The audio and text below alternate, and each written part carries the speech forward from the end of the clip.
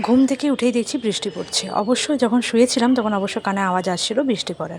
আজকে আমার বাপের বাড়িতে লাস্ট ডে। আজকে রাত্রেবেলায় চলে যাব শ্বশুরবাড়ি। শ্বশুরবাড়িতে যখন থাকি, বাপের বাড়ি আসি না, তখন পাড়া প্রতিবেশীর একটাই কথা, "কি গো, বাপের বাড়ি আসতে দেই না নাকি?"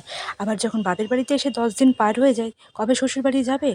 কিছু হয়েছে নাকি, না শ্বশুরবাড়ি থেকে তাড়িয়ে দিয়েছে, কোনটা? আর যদি বাচ্চা না হয়েছে, বাপের বাড়িতে 10-12 দিন বেশি থাকা হয়ে গেছে, তাহলেই শুরু হয়ে গেল, মেয়ে প্রেগনেন্ট নাকি, কয় মাস হতে চললো। এই তো হচ্ছে আমাদের পাড়া প্রতিবেশী, আর এই তো হচ্ছে আমাদের মেয়েদের জীবন। যেখানেই থাকো কথা তোমাকে শুনতেই হবে। আজকের মতন উপরের রুমটা বাগিয়ে দিলাম, তারপরে সকালবেলায় উঠে আজকে ব্রেকফাস্টে ঘুগনি মুড়ি খেয়েছি, তারপরে মাছ ভাজা খেলাম। দুপুরের লাঞ্চ কমপ্লিট করে এখন নেল পালিশ তুলতে তুলতে টিয়া পাখির পেয়ারা খাওয়া দেখছিলাম। পেয়ারা হতে প্রচুর টিয়া পাখি আসছে। আর আজকে দুপুরে সর্ষে দিয়ে ছাতুটা দুর্দান্ত হয়েছিল।